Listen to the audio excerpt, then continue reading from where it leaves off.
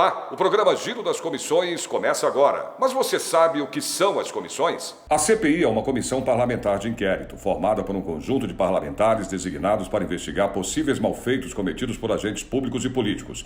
Toda CPI criada aqui na Assembleia Legislativa tem prazo de validade de 120 dias, podendo ser prorrogada por até mais 60 dias. Para que uma CPI seja instaurada, é necessário ter pelo menos uma quantidade extra de parlamentares. Caso esse número não seja alcançado, o autor ainda pode tentar aprovar o pedido através da apreciação do plenário. Além disso, é necessário que o pedido de abertura de uma CPI tenha bem claro o fato a ser investigado. Os membros da CPI são indicados pelos próprios partidos e é respeitado o critério de proporcionalidade, ou seja, quanto mais parlamentares o partido tem, mais representantes terá na comissão. As CPIs não podem punir os culpados, afinal, a aplicação das leis, incluindo suas punições, cabe ao Poder Judiciário. A partir dos resultados dessas investigações, apontar os órgãos competentes sugestões de planos de ação em relação ao caso abordado. Quando terminados os trabalhos da comissão, é apresentado um relatório final, que pode concluir pela apresentação de um projeto de lei, dependendo do caso, pelo envio das investigações pelo Ministério Público, órgão que se encarregará de responsabilizar eventuais infratores nas esferas civil e criminal. Então, vamos acompanhar um pouco dos trabalhos dos deputados nessas comissões. A CPI das fake news recebeu em ambiente virtual o deputado federal Alexandre Leite, do Democratas. O deputado foi o proponente da Comissão Parlamentar Mista de Inquérito do Congresso Nacional. A CPMI trata da disseminação de notícia falsa nas eleições de 2018.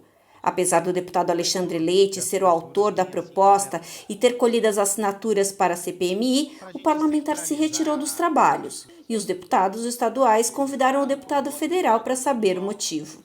O requerimento se deu, sobretudo, pelo fato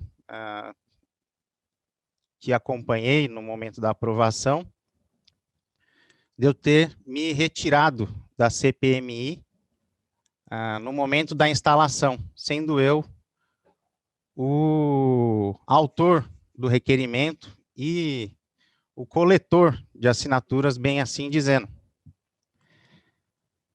Então, para a gente centralizar a discussão, eu vou ler só um pedacinho do espírito da CPMI, do requerimento da CPMI.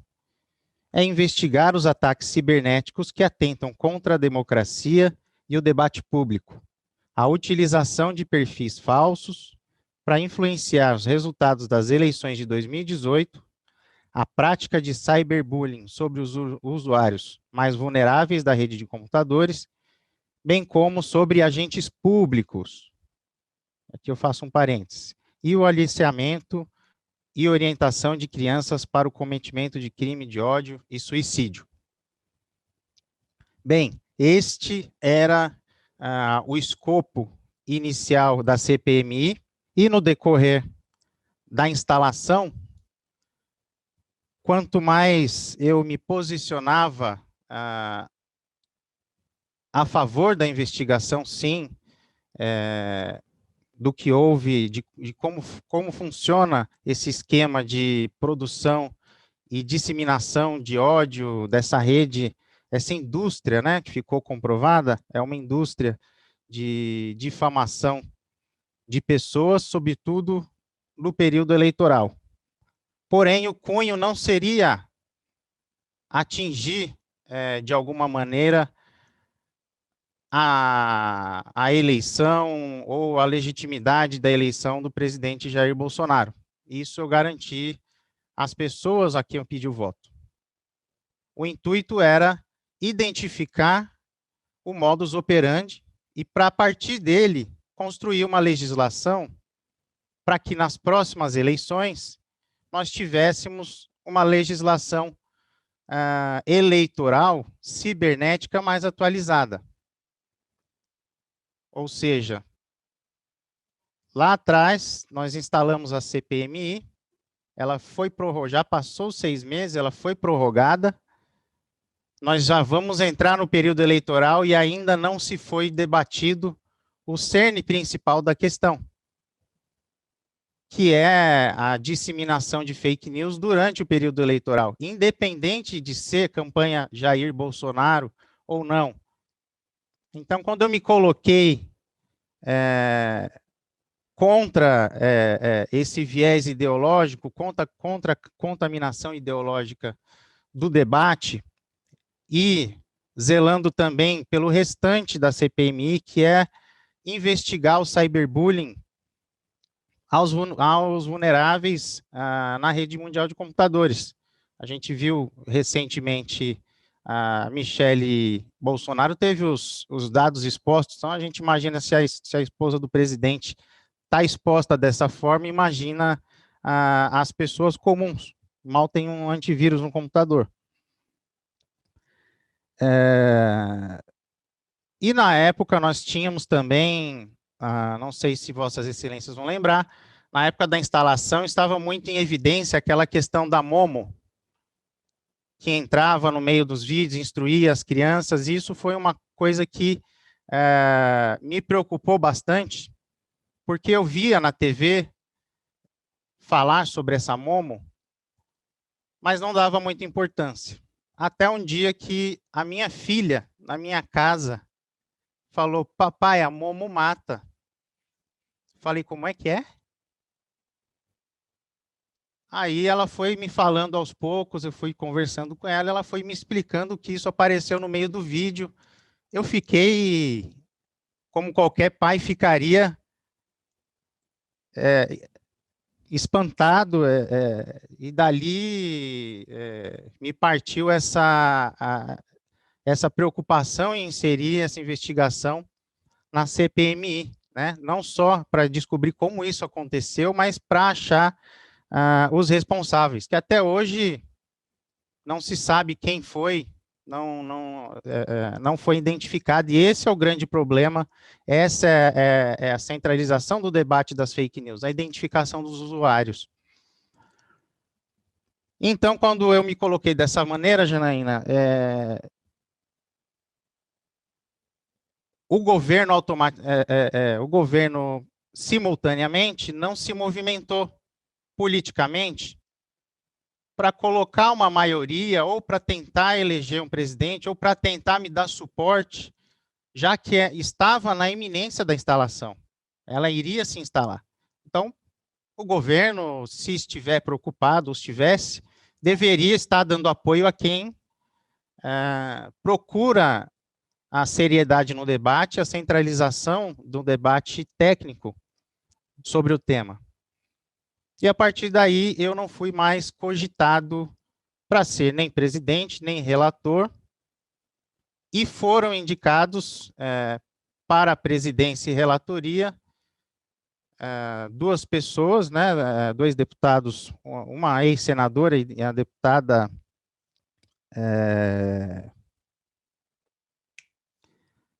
esqueci o nome da deputada. Deputada Lídice da Mata. Isso, deputada Lídice da Mata e o presidente Ângelo Coronel do PSD da Bahia, ambos muito ligados ao PT.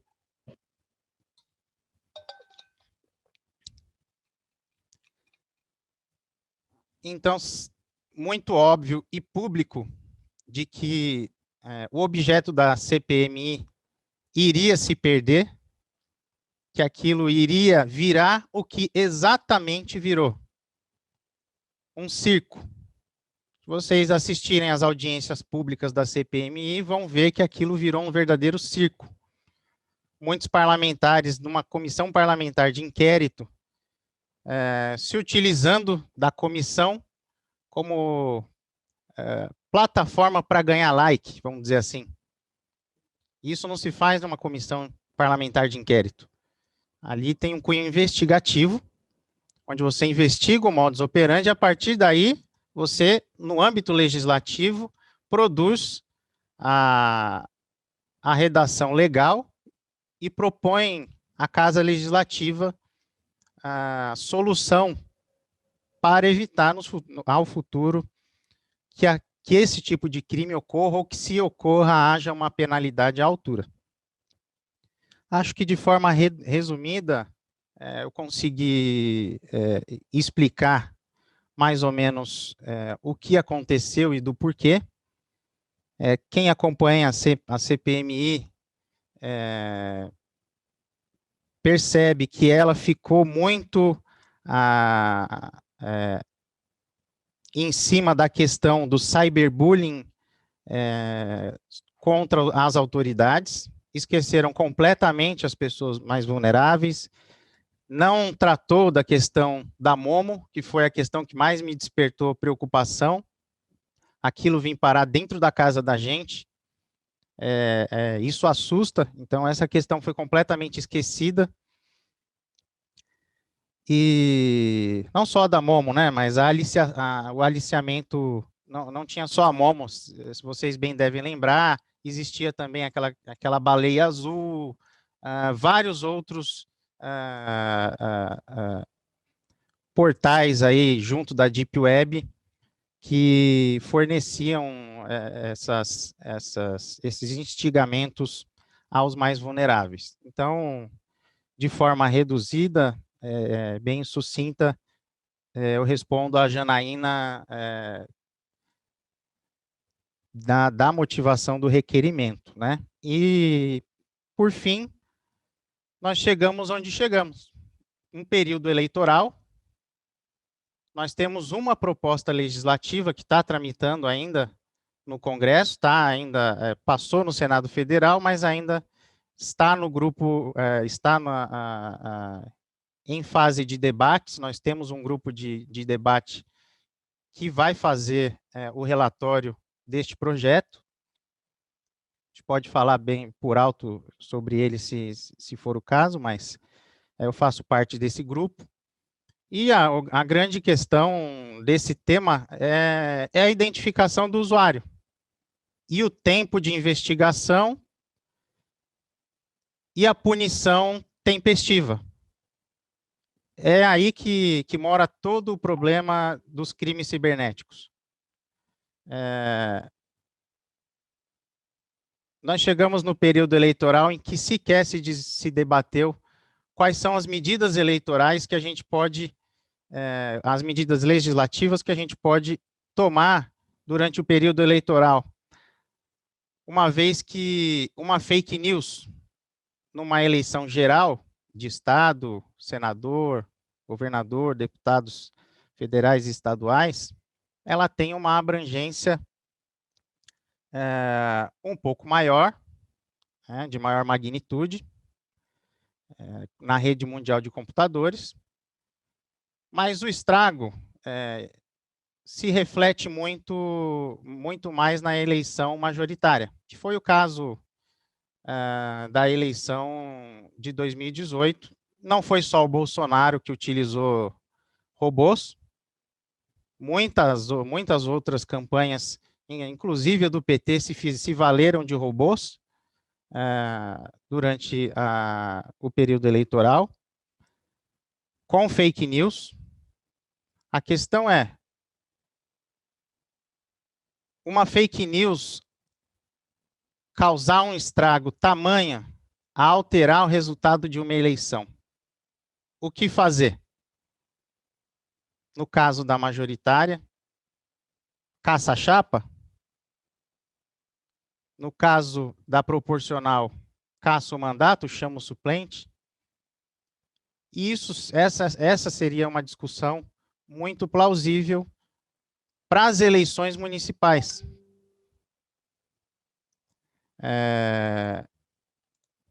Nas eleições municipais, uma fake news em uma cidade de pequeno ou médio porte fazem o candidato perder a eleição.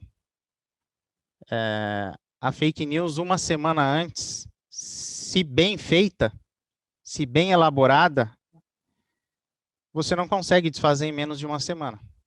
Então, o número de votos para uma campanha de âmbito municipal é muito mais prejudicial, apesar da abrangência ser menor. O dano ao candidato e a interferência na democracia, nas eleições, no resultado das eleições, ela fica evidente. E nós vamos entrar no período eleitoral sem sequer ter debatido uma legislação sobre esse tema. É uma situação muito presente e vai ocorrer novamente, né? Vão ocorrer situações como essa novamente.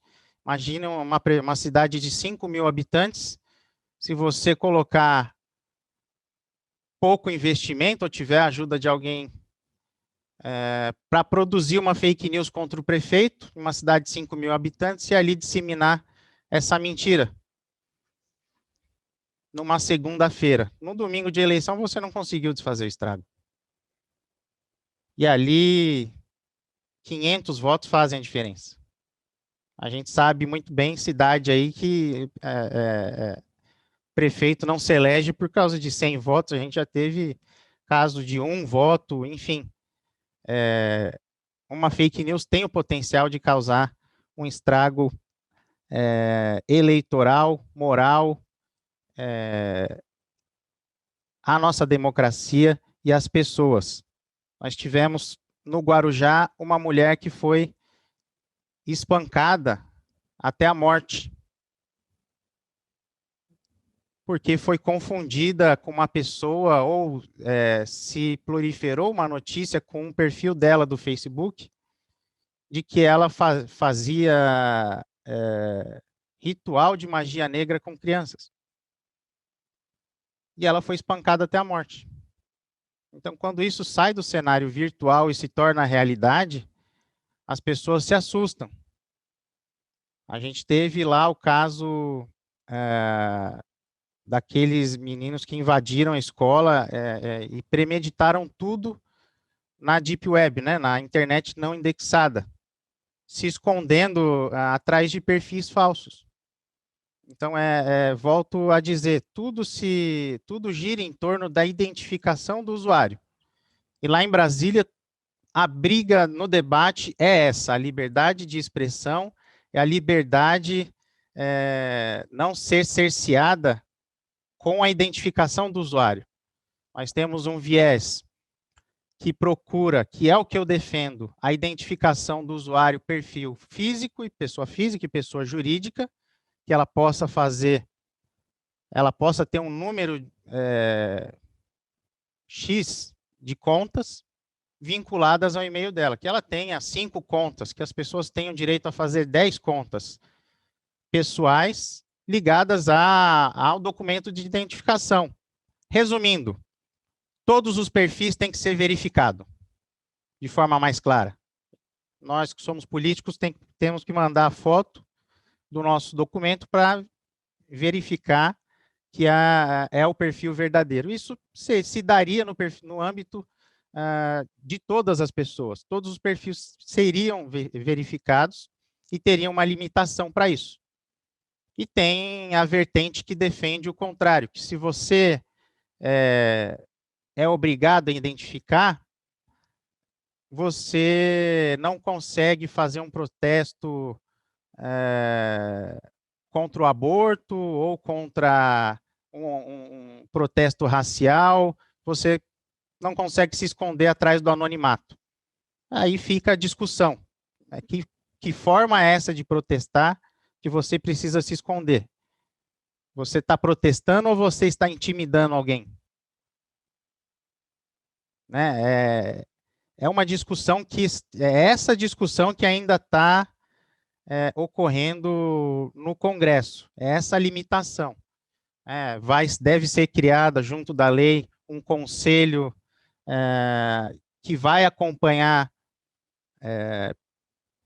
em período integral as atualizações da internet e o comportamento, e vai ajudar a reger o comportamento das pessoas na internet. A limitação de encaminhamentos e envios pelas plataformas de mensageria. E eu acho que eu já falei demais, né, presidente? Eu vou deixar os deputados e deputadas perguntarem, mas, por alto, a discussão se dá em cima disso. Mas a parte eleitoral que eu falei não é tratada em lugar algum. E repito, nós estamos entrando num período eleitoral, nós não discutimos e ainda não estamos discutindo. Eu faço parte do grupo de trabalho, eu tento inserir a todo momento a questão eleitoral, mas o que se fez na CPMI, especificamente, foi querer investigar exclusivamente ataques a autoridades e a investigar a campanha do Bolsonaro, não sei com que propósito, porque não tem sentido algum mais tentar interferir ou alterar o resultado das eleições de 2018. Então, como forma de protesto, eu me retirei no início, na instalação da CPMI, porque sabia que ela não teria a condução que eu prometi às pessoas ao qual eu colhi assinatura. Então, eu agradeço mais uma vez o convite, Janaína, deputado Caio França, Edmir Chedi, pela gentileza, e acho que os colegas deputados, se precisarem de uma intermediação no Congresso Nacional com algum deputado federal, eu tenho o maior prazer em ser essa ponte. Esse é um debate que tem que ser contínuo, porque a internet não para, ela é contínua, ela se inova, por mais que nós façamos uma legislação mais restritiva, ela vai dar um jeito de burlar o sistema e ela vai ter que ser atualizada constantemente. As leis, as leis que tratam da internet, você tem a lei Carolina Dickmann, você tem o Marco Civil da Internet, são todas leis recentes, são muito recentes, e a gente ainda está carecendo de uma atualização, e essa lei que está para sair, que muito provavelmente vai voltar ao Senado, nós vamos alterar muita coisa nela, ela já vai sair com algumas coisas atrasadas. Eu estou citando aqui o exemplo, o debate eleitoral, depois da questão da MOMO, o debate eleitoral é a questão que mais me preocupa, e é a questão que nós estamos deixando passar em todo o âmbito dessa discussão. O que fazer com esses crimes que não é exclusividade do Brasil, deputados e deputadas. Isso está acontecendo no mundo inteiro, na Europa, nos Estados Unidos. Ainda nenhum país tem uma legislação que sirva de exemplo ou tenha como modelo para a gente copiar, que não seja um modelo que invada a liberdade conferida pela nossa Constituição. Então, alguns modelos externos que podem ter algum funcionamento se utilizam de instrumentos que não cabem à nossa Constituição, né? Então, eu devolvo a palavra, agradecendo mais uma vez, presidente Caio França, e fico à disposição dos deputados e deputadas. Muito obrigado, deputado Alexandre Leite, pela sua explanação aqui inicial. Como disse, o deputado Alexandre foi o autor do requerimento que formalizou a CPMI no Congresso, buscou assinaturas e, por esse motivo, está aqui conosco para contribuir com esta CPI. Na lista de inscritos, o deputado Sargento Neri é o primeiro inscrito. Na sequência, o deputado Paulo Fiorilo. Eu vou pedir para que os deputados possam se inscrever pelo chat, por gentileza, para a gente poder ter organização aqui. Vou passar a palavra, então, ao deputado Sargento Neri, que é o nosso relator. Vossa Excelência tem a palavra, aí eu vou voltar às nossas regras anteriores, né, em relação ao tempo, para a gente não também se estender sem critério algum. Então, na sequência, qualquer coisa eu vou avisando, deputado Neri. A palavra está com Vossa Excelência. Obrigado, presidente. Bom dia a todos os deputados. Quero agradecer ao deputado federal Alexandre Leite, não só pela presença, mas pelo trabalho que vem fazendo no estado de São Paulo, que é nosso deputado lá na Câmara. Deputado, nós sabemos que notícias falsas sempre existiram. Só que a diferença do pretérito e do presente é a rapidez com que ela se propaga hoje, né? Eu vejo que a sua intenção não era política, e sim de regulamentação.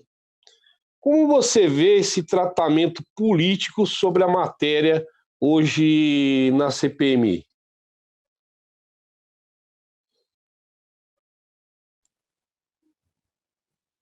Olha, é o que eu disse.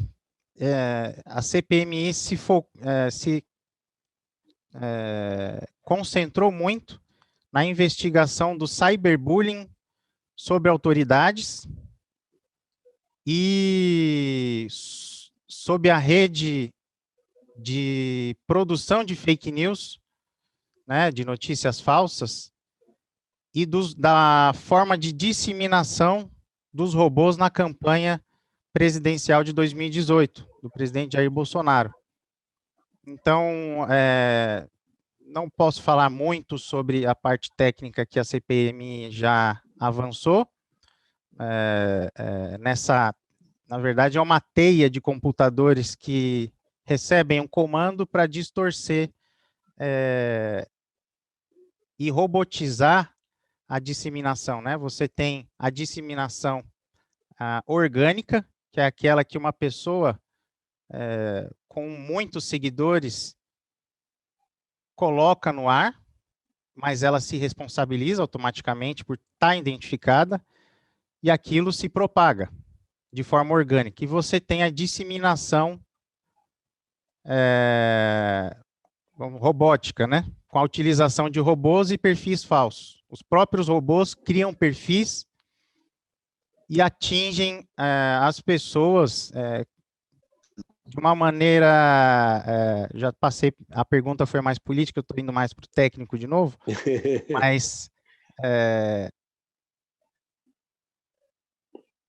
o modus operandi desse esquema de produção de fake news, ele se dá justamente em assimilar as pessoas a crimes da pior natureza possível. Então, ela vai falar que você tem envolvimento com magia negra, que você é um estuprador, que você é um pedófilo, que você fez incesto, coisas grotescas perante a sociedade. Então, essa rede tenta te assimilar a isso. E eles têm um nível de informação tão alto que se você tem um parente com câncer, se você tem câncer e aquilo está na sua rede social, ele produz uma fake news dizendo, isso no âmbito político, dizendo que o outro candidato é contra a pesquisa do câncer ou que é contra o canabidiol para a pessoa que precisa do canabidiol, coisas desse tipo, né? E a questão política acabou ficando aquilo, um circo, as pessoas, poucas contribuíram de forma técnica com o debate lá na CPMI, você vê, assiste, procura no YouTube a sessão em que o Alexandre Frota foi, aqui a deputada Joyce Hasselmann foi, e aí tire a própria conclusão do que tem sido o trabalho da CPMI. Mas ela não tem deixado de trabalhar. A equipe por trás, né, a equipe da CPMI, independente das audiências que têm sido feitas, a equipe de investigação da CPMI, da assessoria, tem feito um trabalho investigativo muito bom, tem se identificado muita coisa,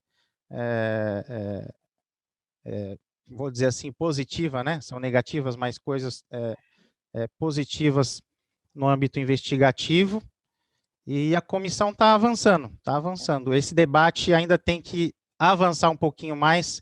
A venda de dados pessoais é outro problema que também está ficando de fora. Essa discussão, a gente teve um debate recente, estendendo a sua pergunta, Sargento, desculpa.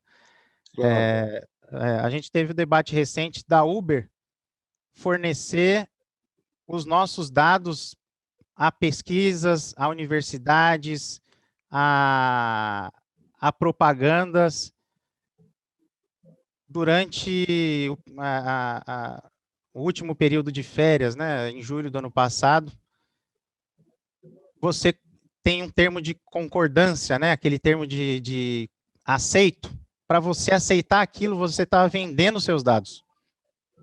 Justamente esses dados que são manipulados, se você tem alguém com câncer na família, se você procurou a palavra carro, na internet, tudo aquilo que você colocou na plataforma está sendo vendido, né? E existe até um documentário, acho que no Netflix, eu não lembro o nome agora, em que a pessoa briga na justiça para o Facebook devolver os dados dela. Qual o valor dos dados? Qual o valor dos seus dados pessoais? Esses dados estão sendo negociados. Então, até tem uma frase que é dita, o novo petróleo do século são os dados pessoais. Com esses dados pessoais, cruzamento de dados e algoritmos, se faz tudo hoje em dia na internet. Eu não sei se respondi precisamente a pergunta do deputado, mas continuo à disposição aqui. Respondeu sim. Deputado, ultimamente, se cair um cometa em Marte, a culpa vai ser do Bolsonaro, né? A gente vê bem que, ultimamente, até o mandato dele é culpado por tudo, né? Mas eu vejo que a notícia falsa, apesar de se querer imputar e colocar uma carga excessiva ao mandato dele e até à direita, mas é uma ferramenta que foi utilizada por muitos partidos, muitos candidatos, né? Eu lembro que a Marina Silva se queixou do PT por disseminar a notícia falsa dela. Então, a primeira pergunta foi em torno disso, na parte política, o senhor respondeu. A segunda pergunta essa nova legislação pode atingir frontalmente a liberdade de expressão. Isso nós todos tememos, né? Até porque somos defensores aí da democracia, da liberdade. E como o senhor vê hoje o andamento dessa CPI em relação à liberdade de expressão, que é uma joia que nós temos na nossa Constituição? Eu acho que o homem público, é claro que nós somos contra a disseminação de notícias falsas, até porque o senhor citou um caso que eu venho citando sempre, que é o caso dessa mulher de Guarujá que foi assassinada, mas nós estamos expostos a críticas e aceitamos as críticas verdadeiras. Mas como o senhor vê essa relação da CPMI levando essa nova legislação, que eu acho um erro votar ela primeiro antes de terminar a CPMI, em relação à liberdade de expressão? É o posicionamento que eu defendo. A liberdade de expressão tem que ser assegurada e ela é ampla no nosso país. O que eu defendo, que eu já disse, é a identificação do usuário. O grande problema de tudo isso, a judicialização, a demora na investigação, a impunidade de criminosos se dá pela falta de identificação do usuário. Esse é o grande problema. Se você produzir uma fake news, se você produzir uma crítica contra mim, não tem problema. Se ela for feita de forma civilizada, se você quiser xingar o parlamentar, e ele quiser te processar, faz parte da vida pública, mas agora você tem que identificar, não pode a rede ser terra de ninguém. Eu entrar pela Deep Web e te fazer uma ameaça de morte e não saber quem é. E não pode, na mesma dificuldade que eu consigo investigar um perfil anônimo pela Deep Web, que às vezes e dificilmente é identificado, quando a polícia quer mesmo, consegue identificar, com muita demora e muito trabalho, a pena é a mesma para quem se identifica.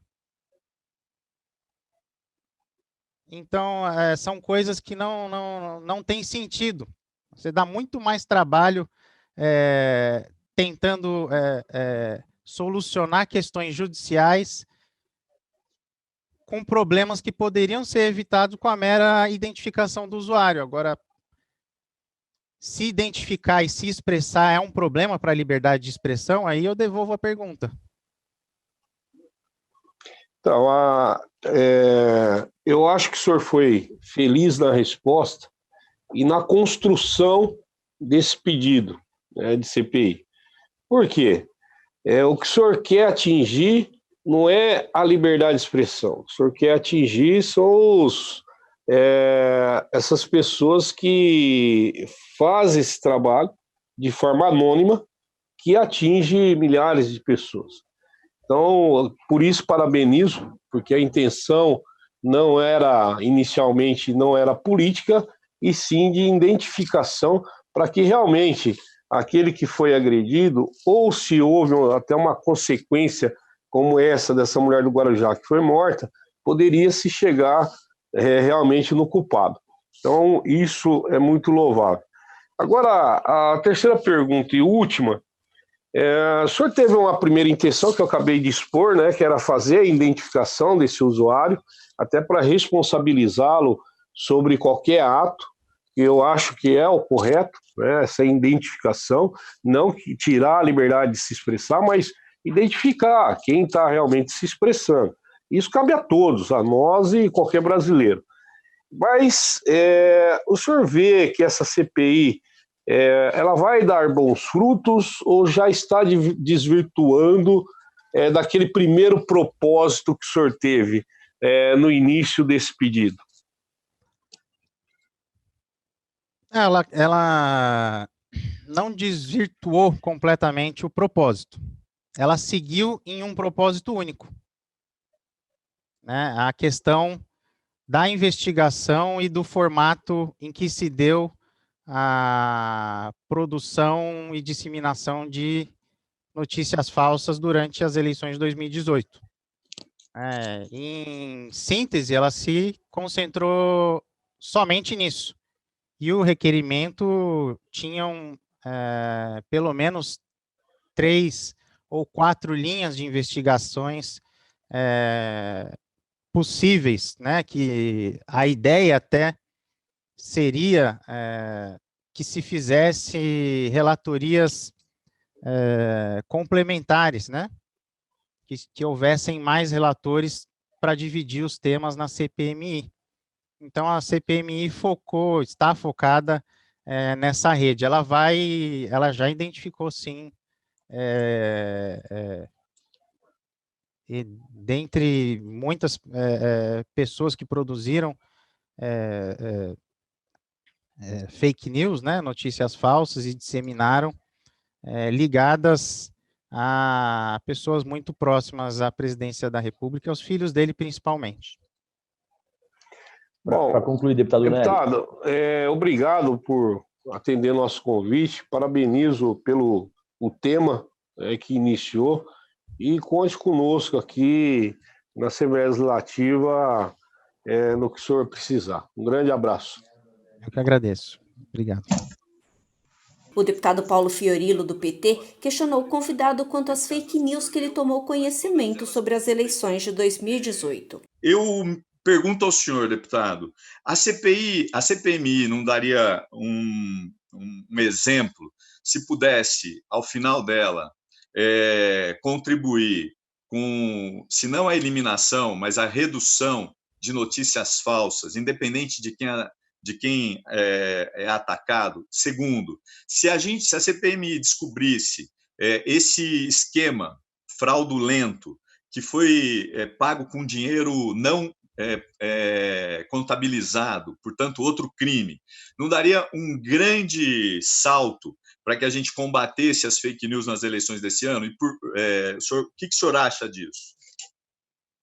O que eu disse exatamente, eu deixei a CPMI porque ela seguiu um único escopo, né? Se manteve nessa rede de disseminação de fake news, né, na forma como ela operava, quem mandava fazer, quem produzia, quem mandava para o robô, enfim, nós chegamos no período eleitoral e nós não temos nada ainda. Essa é a minha crítica que eu fiz na minha explanação inicial. Nós estamos chegando ao final, estamos chegando no período eleitoral.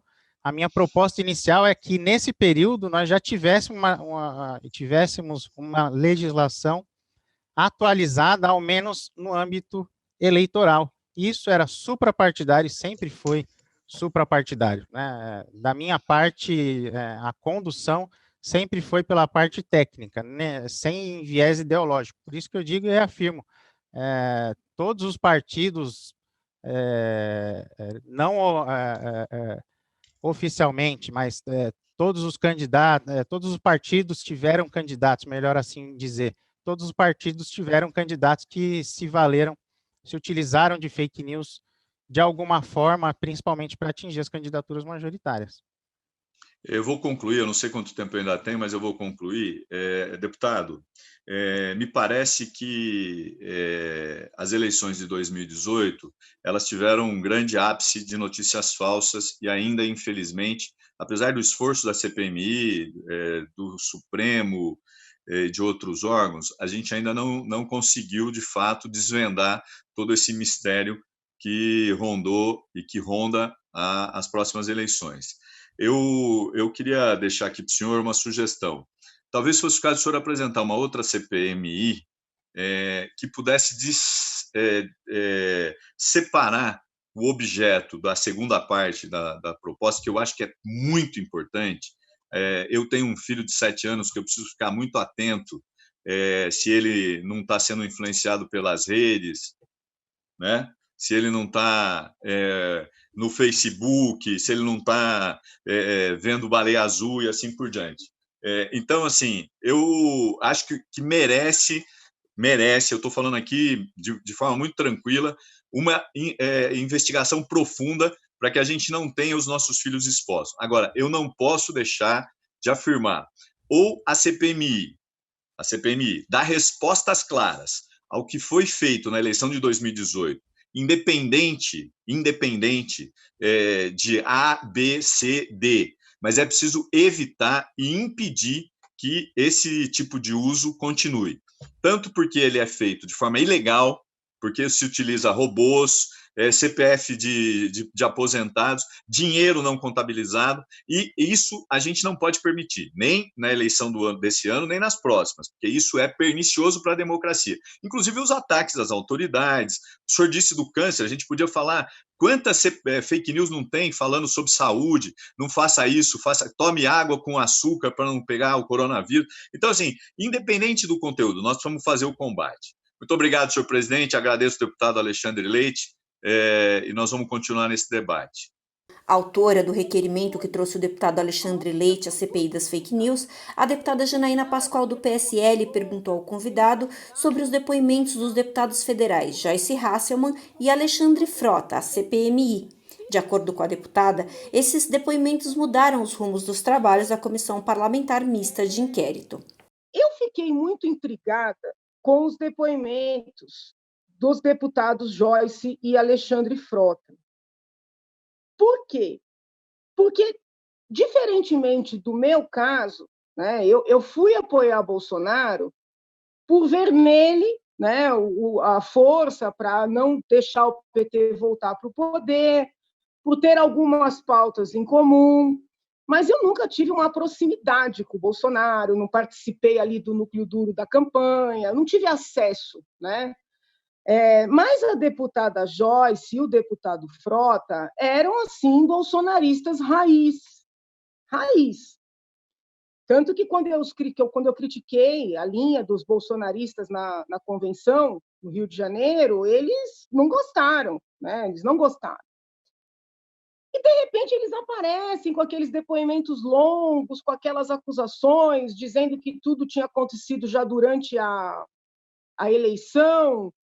Dos documentos que eu acessei, não mostraram nada com relação às eleições, mas houve apresentação ali de data shows, e aí, extraoficialmente, existem muitas histórias, né, sobre como é que foram feitos esses materiais, até nomes de pessoas que teriam participado da elaboração desses materiais, e repentinamente a deputada virou testemunha no Supremo. Então, eu queria entender o seguinte, né? O senhor que está lá, tem algo que o senhor pudesse contar aqui para a nossa CPI, né, desse material que foi apresentado pelos deputados, dessa mudança repentina dos deputados, de como a deputada virou, de uma hora para outra, além de testemunha da CPI, testemunha do Supremo, porque eu achei tudo isso muito surpreendente. Né? E, sob o ponto de vista técnico, jurídico, que eu acho que não é esse aqui o local adequado, eu tenho muitas críticas a esse inquérito que tramita perante o Supremo Tribunal Federal. Então, eu queria saber se o senhor tem conhecimento como é que foi essa entrada dos dois deputados, quem chamou, porque eu vi que o requerimento para ouvir os deputados foi de uma deputada do PT, se eu não me engano, da Bahia, cujo nome agora eu não recordo. É uma deputada bastante atuante do PT, mas eu não recordo o nome dela agora, até peço desculpas. Foi ela que pediu para ouvir a Joyce e o Frota. Eu queria entender se o senhor conhece alguma coisa desse bastidor, sabe? Porque foi aí que mudou o rumo da CPI. Então, esse também é um ponto que eu queria ouvir o senhor. E nesse tempo todo, eu queria saber do senhor se houve algum contato, alguma tentativa, eu não digo assim de influenciar no mau sentido, mas de ajudar a esclarecer que o pai não fraudou, que não houve nada de ilícito durante... Houve algum trabalho efetivo do deputado Eduardo Bolsonaro? Eu queria ouvir do senhor se houve. Se o senhor puder responder essas primeiras indagações, na sequência, havendo tempo, eu complemento. Vou tentar responder, Vossa Excelência. Deixa eu ver por onde eu começo. Olha, durante o período eleitoral, quem estava no governo não era o presidente Jair Bolsonaro. O PSL é um partido que nasceu fazendo o papel da extrema-direita, né, no Congresso. Até então, quem fazia oposição ao PT, que estava no governo antes do Michel Temer, era o Democratas, PSDB, os partidos tradicionais de centro-direita e liberais. Quando eu digo governo não se movimentou, são justamente os deputados que fazem parte da base do governo no Congresso, isso me refiro Câmara e Senado, e, salvo engano, no dia da votação da eleição de presidente, porque quem escolhe na CPMI o relator é o presidente. E nós, salvo engano, por 2 votos, não conseguimos não eleger o presidente que foi colocado, né, o Ângelo Coronel. Foram poucos votos. Isso demonstrou a falta de organização do governo. Os deputados antigos estavam todos preparados. Então, acho que essa foi uma desvantagem. Muitos deputados da base do governo, e aí tem um grande problema de identidade pessoal, mais relacionado a uma ala do PSL no Congresso, que se elegeu para fazer oposição. Mas ganharam o governo. E não sabe se defender, não sabe defender a base governista. Então, poucos deputados lá estavam de forma organizada, a esquerda estava toda organizada junto com o centro no Congresso, né, deputados e senadores,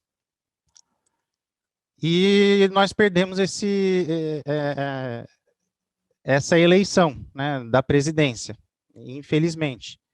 Teríamos a possibilidade de colocar, foi cogitado de se colocar o Eduardo Gomes, à época, salvo engano, como presidente.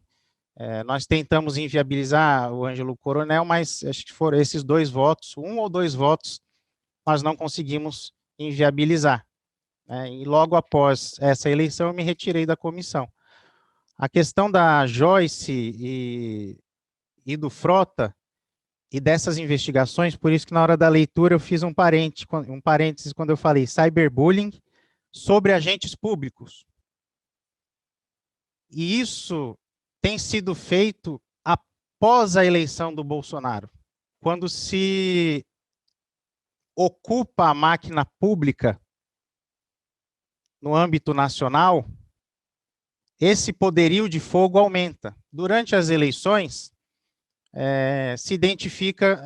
foi identificado que empresas de forma independente financiavam essa produção, essa rede de produção de fake news.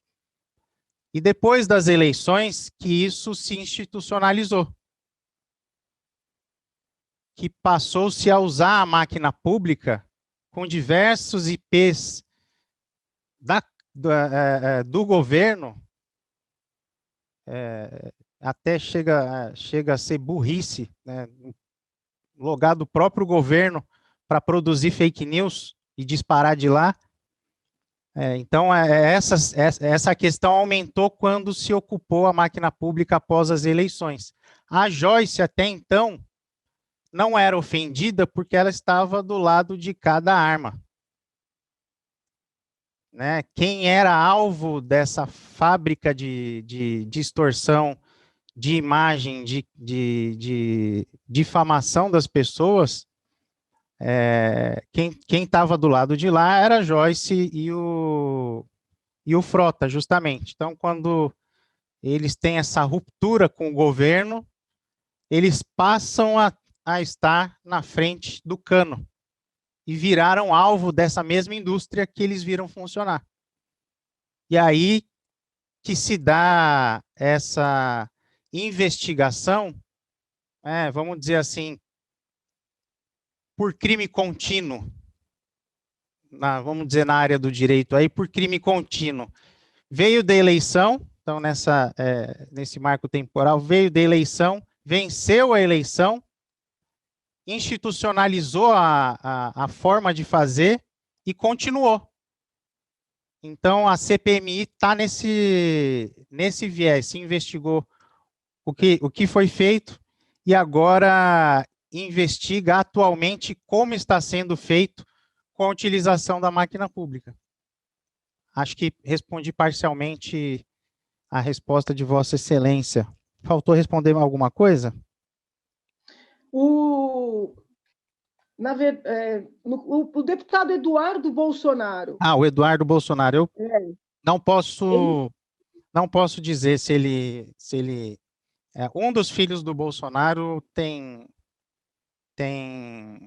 envolvimento. Não, a minha pergunta é a seguinte: ele é deputado federal, né? Sim. Ele poderia, de alguma maneira, tentar ajudar, vamos dizer assim, pelo menos em tornar a CPMI um pouco mais plural, porque é flagrante, né? Que é toda uma orientação. Foi um dos motivos, Janaína, de eu ter saído. Então, mas eu estava lá tentando, no início eu tentei de forma política, como já era mais antigo, estou no 3º mandato, e os que estavam ali chegando eram novos, tentei organizar uma base ali, fazendo o papel do próprio que o governo deveria fazer, mas o governo em nada ajudou. A base do governo nada ajudou, não se interessaram em momento algum em constituir aquela comissão. Na cabeça dos deputados novos que entraram ali na CPMI, a investigação seria contra o Bolsonaro, não quero fazer parte disso. Eles esqueceram de que eles têm que fazer parte para não deixar que os excessos ocorram. E aí virou o que virou. Então na percepção de Vossa Excelência, é só uma imaturidade, não poderia ser uma inércia deliberada. Não, porque foi no início. Ainda não havia a ruptura do PSL, né? Eu digo como base do governo, ainda não tinha essa ruptura. Ela aconteceu durante a CPMI, durante os trabalhos da CPMI. Tudo isso aconteceu, né? Deputado, foi instalada logo no início da legislatura. Desculpa. Existe um boato que pode até ser uma fake news também, mas ele é forte, no sentido de que um senhor chamado Luciano Ayan teria participado da confecção daquele material apresentado pela deputada Joyce. e de que ele teria, inclusive, visitado parlamentares para falar sobre essas tais fake news que seriam divulgadas pelos assessores do presidente. Esse senhor, o senhor tem conhecimento se ele participou de alguma coisa? Eu não posso te dizer. Não posso te dizer. Não pode porque não sabe ou porque é sigiloso? Porque é sigiloso. Ok, tudo bem. Não, tudo bem, deputado. E uma pergunta também, uma das sessões que me chamou muito a atenção, Excelência, que aí já não me lembro, acho que Vossa Excelência já não estava, mas gostaria de saber se tem conhecimento sobre algo a respeito. Foi uma sessão em que foi ouvida uma testemunha, eu vou falar o nome da testemunha aqui, pode ter algum equívoco, mas Hans River do Rio. Se eu não me engano, o nome dessa testemunha é Hans River do Rio. Esse senhor foi funcionário de uma empresa que teria sido contratada por políticos para fazer disparos em massa, ao que tudo indica, não declarados nas contas dos políticos que contrataram. Estou dizendo com base no que foi anunciado, eu não estou aqui fazendo afirmações, por favor. Este senhor foi arrolado pela esquerda e talvez porque a esquerda apurou que ele processou a empresa que era sua empregadora. E quando indagado pelo deputado federal Rui Falcão, né, se o Bolsonaro havia contratado a empresa, esse senhor, uma pessoa simples, né, de maneira muito automática, respondeu assim: não, o senhor me contratou. Ele afirmou categoricamente que a empresa tinha sido contratada pelo então deputado, que ainda é deputado federal, Rui Falcão, para fazer disparos para sua campanha.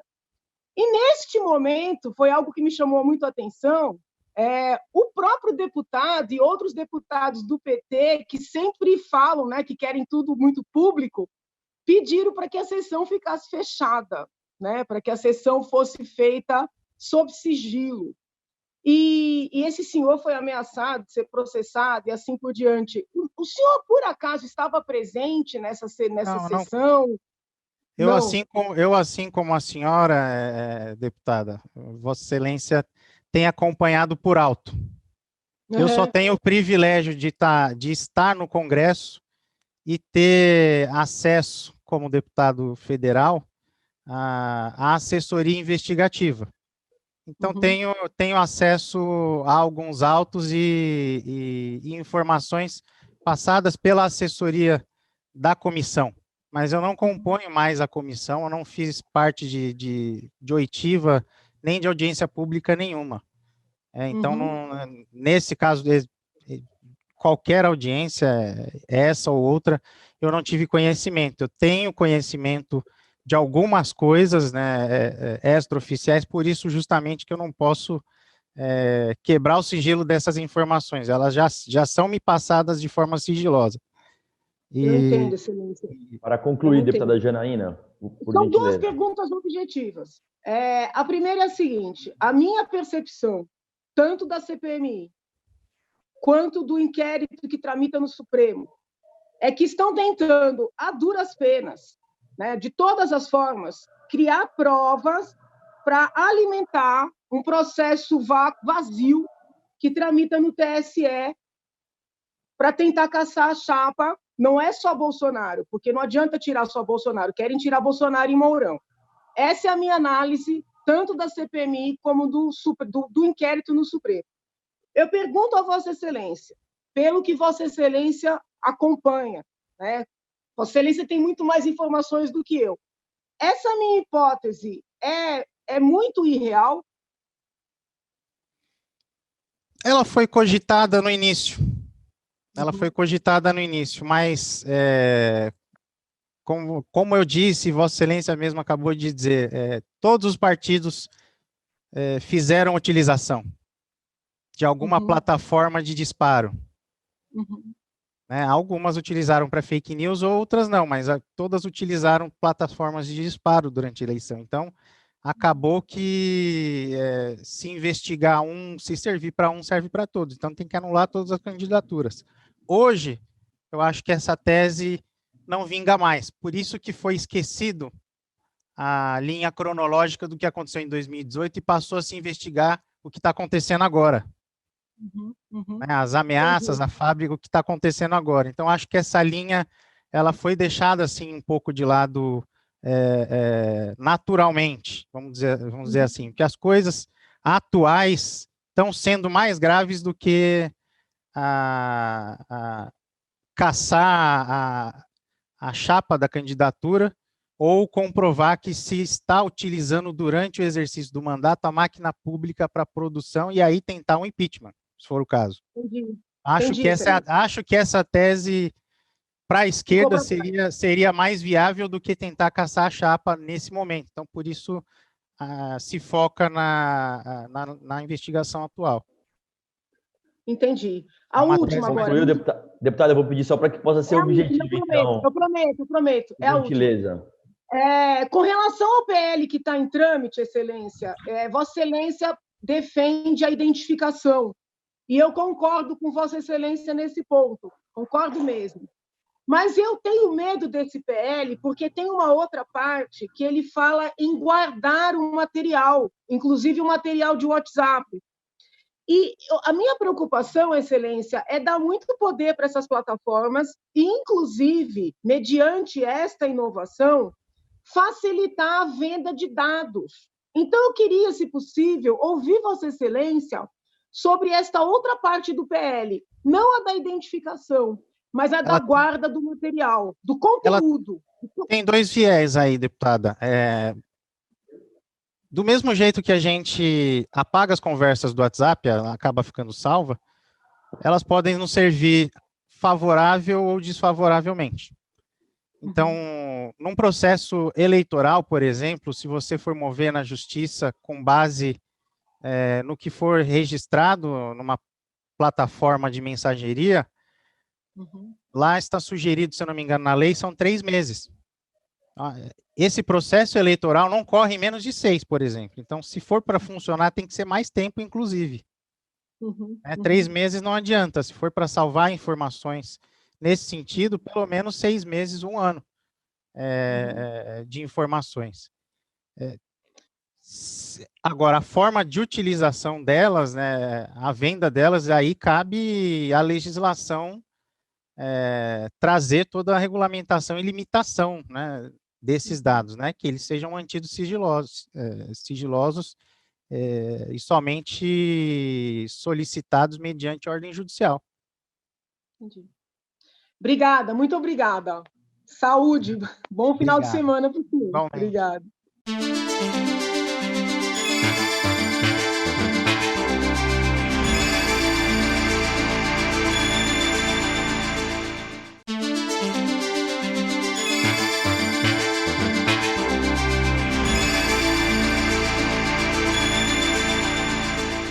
Bom, dando sequência aqui à lista de inscritos, eu vou passar a palavra à deputada Mônica Seixas, pelo seu tempo regimental. Obrigada, presidente. Bom dia, deputada Alexandre, muito obrigada pela presença e colaboração. O senhor traz para a gente aqui, do ponto de vista de como nasce a investigação, muitos esclarecimentos, muito importantes, mas tem algumas perguntas. A primeira delas é que o senhor disse que todos os partidos políticos produziram fake news, portanto, o senhor deve conhecer autores de alguns. O senhor entregou para a CPMI no Congresso o nome desses autores e pode entregar para essa CPI? Sim, todos, só corrigindo a frase que eu já disse, todos os partidos tiveram candidatos que utilizaram de plataformas de disparo, né, para a produção de fake news ou para as eleições. Agora, teria que te fazer um ofício, não sei como eu poderia te fornecer isso, e se eu posso te fornecer isso, deputada. Eu vou ver com a minha assessoria se tem como a gente entregar essas informações. Seria do interesse, acredito eu, do âmbito estadual. Se alguém aqui no âmbito estadual utilizou dessas plataformas. mas que eu me lembre, em âmbito estadual, tudo que a gente viu e que eu tive acesso foi voltado à campanha presidencial. Eu tenho pouca coisa, se não nada, da campanha estadual. Eu não sei se eu posso contribuir com alguma coisa. O que eu tenho é referente à campanha do Bolsonaro e do Haddad, principalmente no segundo turno, né? Aqui no âmbito estadual eu tenho poucas informações. Acho que a CPI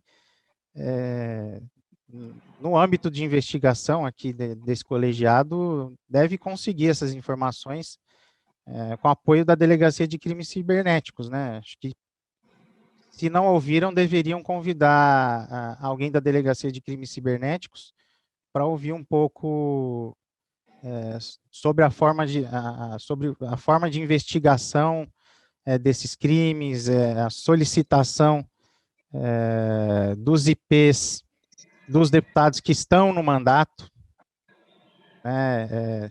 Tem deputado que utilizou, né, como eu já disse, se utiliza da própria estrutura do mandato para produção e disparo de fake news, enfim, não tenho como contribuir cirurgicamente com Vossa Excelência, mas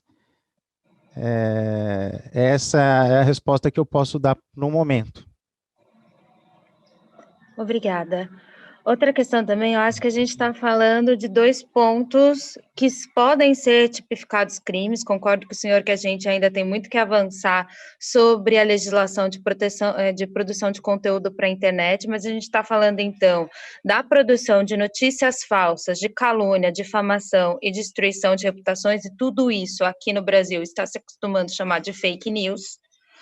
E também de um outro crime já tipificado pela legislação eleitoral, que é o disparo de mensagens em massa, telemarketing e automatização de mensagens. Esse já né, já tem legislação, a gente já compreende. Então, para a gente não misturar, o senhor disse que ou todos os partidos produziram fake news, ou todos os partidos usaram disparo de mensagens em massa? Só para a gente separar o conceito. O conceito de fake news, deputada, ele está sendo trazido nessa proposta legal. Ele ainda não existe. Então, Qual? Eu não entendi. é utilizado de forma genérica ainda. O conceito de fake news está sendo trazido nessa lei. Se procurar no projeto, vai estar escrito lá que notícias falsas, distorção de imagem, realidade, etc., é um conceito bem grande.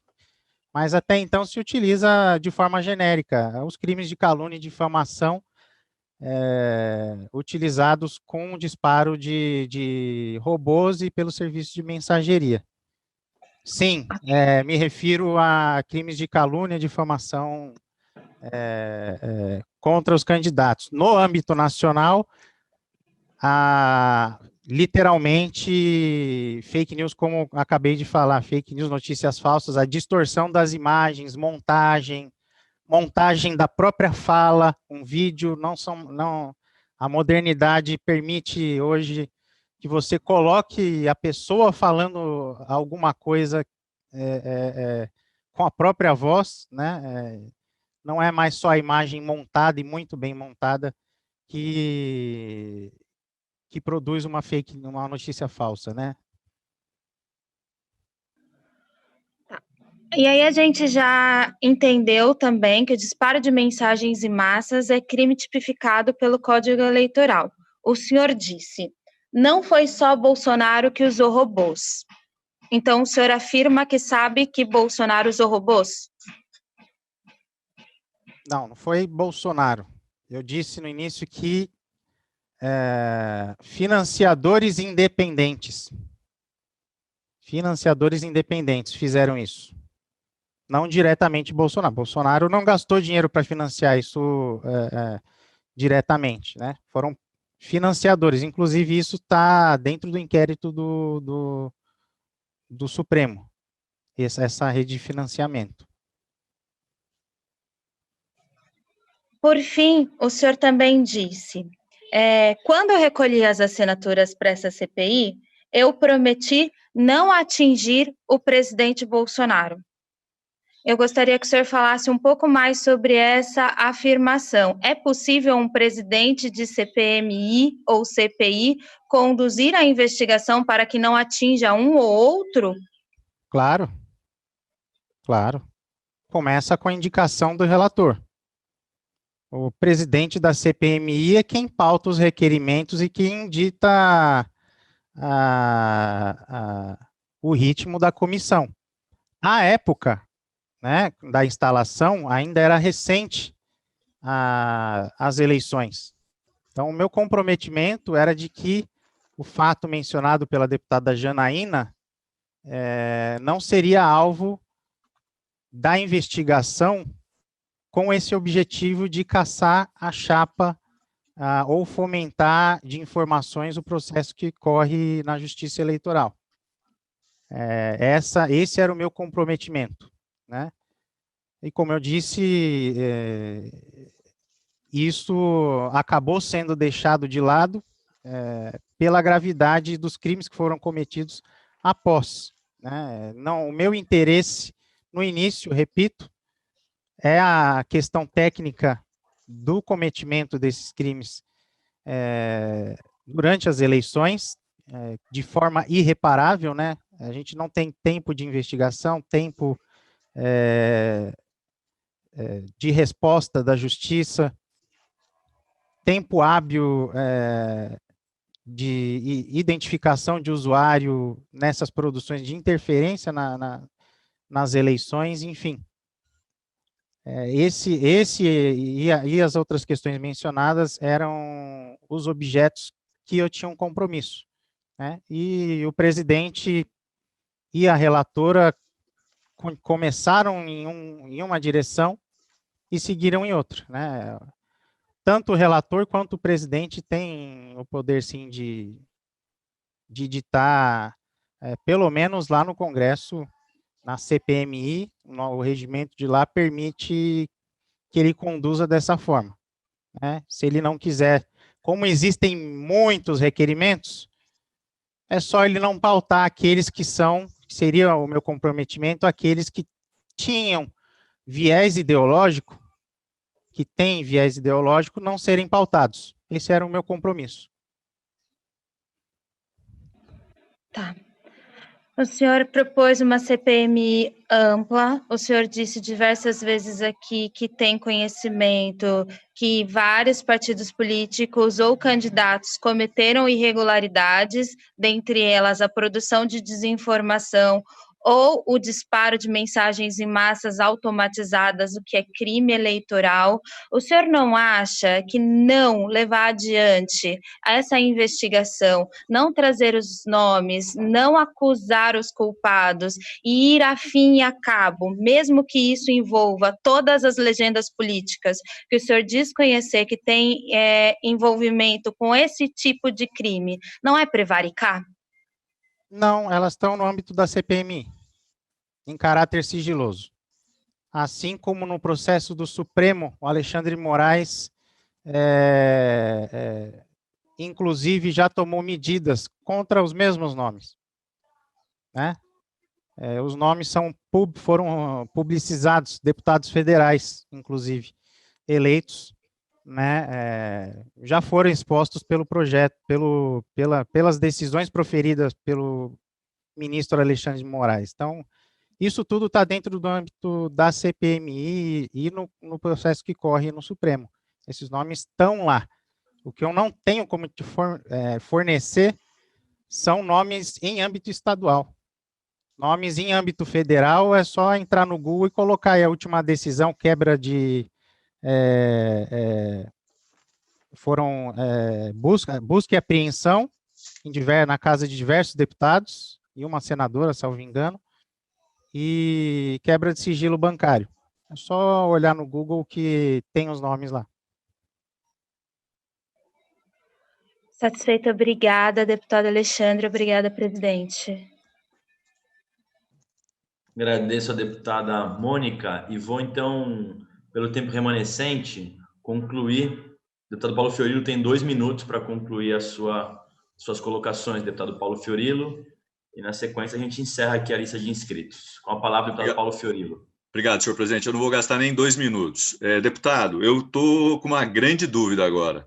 O senhor disse que o senhor se comprometeu em proteger o presidente da República no que diz respeito ao debate sobre fake news, se isso implicaria na cassação dele, se apurado a sua responsabilidade, sim ou não? Não. O que eu disse, então, o que o senhor disse? Eu disse e repito, o meu comprometimento era em não pautar requerimentos com viés ideológico. Não, mas o que é viés ideológico? Mas deputado, o que é viés ideológico?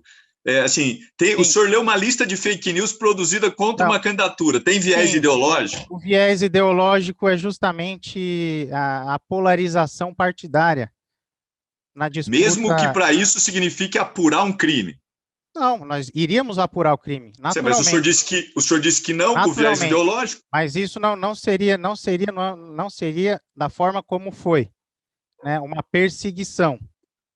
O senhor está dizendo que houve uma perseguição, está tendo uma perseguição. Seria uma investigação independente.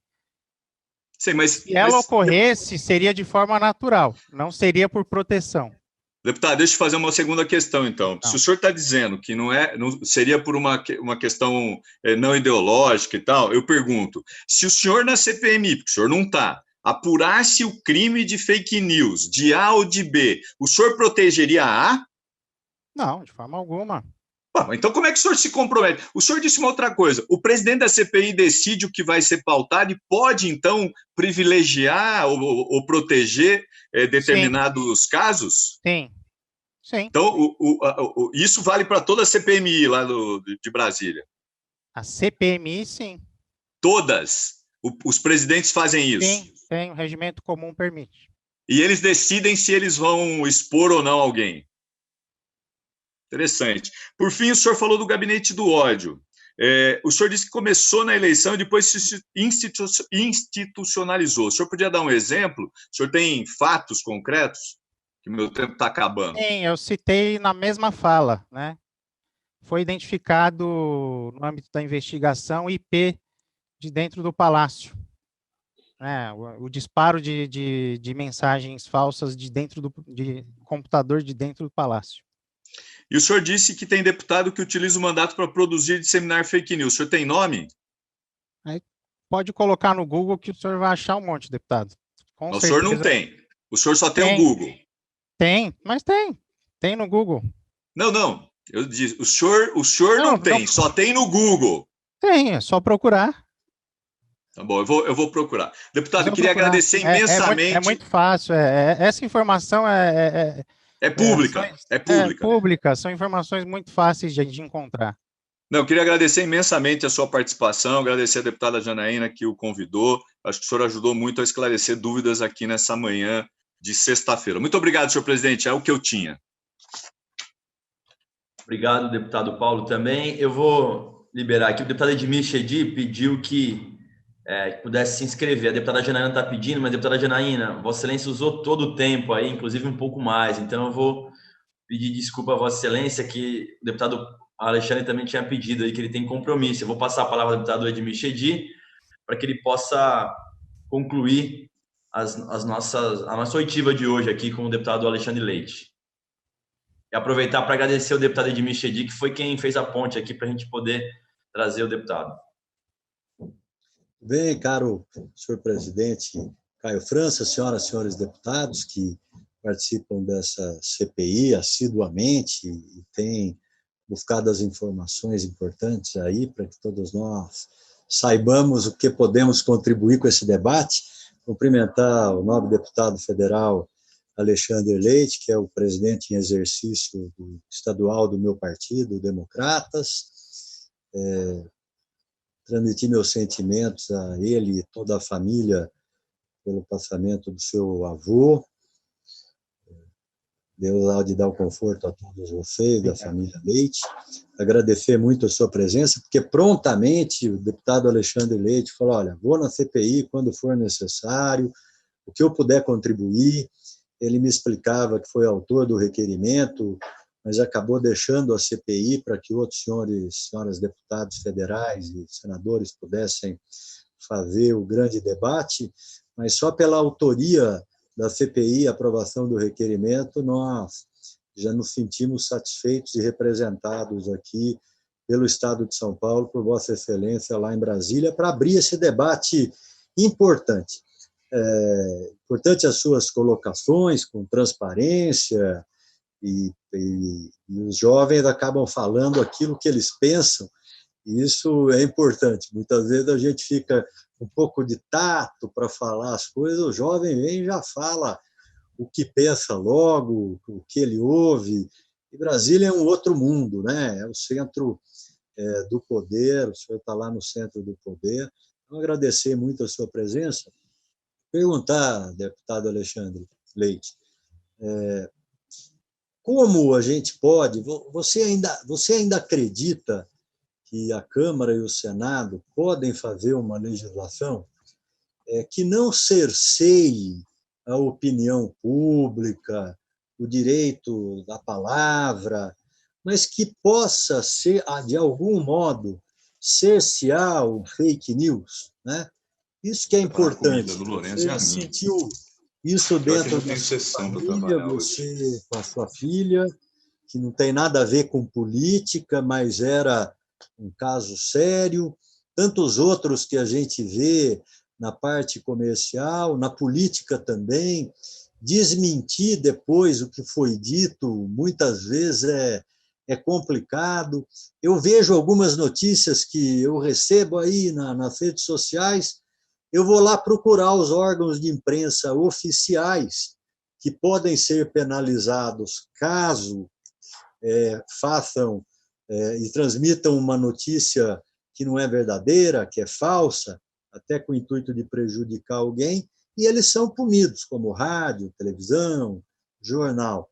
E todos aqueles que vieram aqui na nossa CPI, que são aqueles que organizam, criaram e administram as redes sociais, dizem o seguinte: olha, nós só somos o meio de transmissão.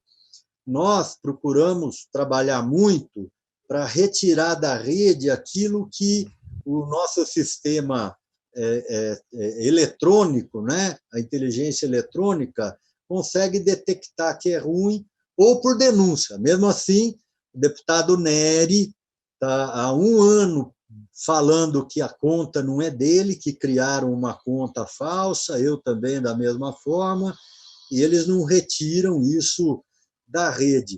O senhor vê lá alguma maneira de conseguir conciliar isso, né? Quer dizer, as redes são importantes, o direito à palavra é importantíssimo, a opinião, mas o respeito que todos nós queremos é o seguinte: o meu direito termina quando termina, o meu direito inicia quando termina o seu, né? A gente tem que ter o direito ao contraditório, mas tem que ter respeito, né? Quando chega as eleições, nós que somos políticos, e não é só por sermos políticos, né? Eu acho que a gente está fazendo um debate que não é só por causa da política, da esquerda, da direita, do centro, de qualquer ideologia, mas o que nós queremos realmente é que a verdade seja colocada, né? O senhor vê algum encaminhamento? Qual a fórmula que todos nós ainda não descobrimos? O Congresso tem alguma sugestão clara do que pode ser feito, amigo? Nobre amigo, deputado Alexandre Leite. Obrigado pela pergunta, Edmir. Nós temos essa lei, o grupo de estudos está trabalhando em cima disso, nessa nova lei de regulamentação, né, do que é notícia falsa e do controle das redes. Acho que pode ainda assim ser feito um trabalho bem positivo, né? O debate não está fechado, o projeto que veio do Senado não é dos melhores, mas nós estamos ampliando muito, fizemos, salvo engano, 10 sessões 10 sessões de discussão, de audiências públicas com pessoas da área na Câmara, para justamente preservar a liberdade de expressão, né? Então, tem uma linha no Congresso que defende que as pessoas, ao mesmo tempo, tenham a liberdade de expressão, que elas também abram mão de alguns direitos, né? Abram mão de alguns direitos para que outros direitos prevaleçam. Parece loucura, mas é isso mesmo. Algumas linhas ideológicas acham que abrir mão de direitos fundamentais, direitos e garantias fundamentais, preservam o direito da liberdade de expressão. Esse é um debate que está ocorrendo, é atual, e acredito eu não ser o caso. Se você tem a linha, justamente na linha que eu defendo, é a de identificação do usuário. Eu acho que para as pessoas de bem, para as pessoas que trabalham com redes sociais, que têm diversos perfis, para as pessoas de bem, não tem dificuldade, não deveria ser dificuldade alguma se identificar. E a gente vê justamente sim surgir contra as mesmas pessoas que estão acusadas em inquéritos de produção de fake news ou coisa do tipo. Então, que se escondem atrás do anonimato, mesmo sendo autoridades, se escondem atrás do anonimato para não deixar ferir o mandato. Isso é vergonhoso, mas é o que está acontecendo. Então, a linha que eu defendo, acho que já está bem clara. Eu vou continuar defendendo que ela seja aprovada. Ela já faz parte do corpo do projeto e nós vamos destacar e vamos tentar fazer com que a maioria democrática aprove, né? A gente espera que possa sair uma lei positiva, mas no sentido de controle do que é postado, mas não no cerceamento. Se você quiser postar qualquer coisa, você pode. A questão você vai ter que se identificar para isso, né? E o que alguns defendem é que o anonimato prevalece sobre outros direitos e garantias fundamentais. Muito bem, muito obrigado, nobre deputado. Agradeço a sua clareza aí na resposta. É importante saber do seu pensamento. Muito obrigado, um grande abraço a você, aos seus familiares, a toda a sua equipe. Obrigado. Agradecendo ao senhor presidente pelo tempo também.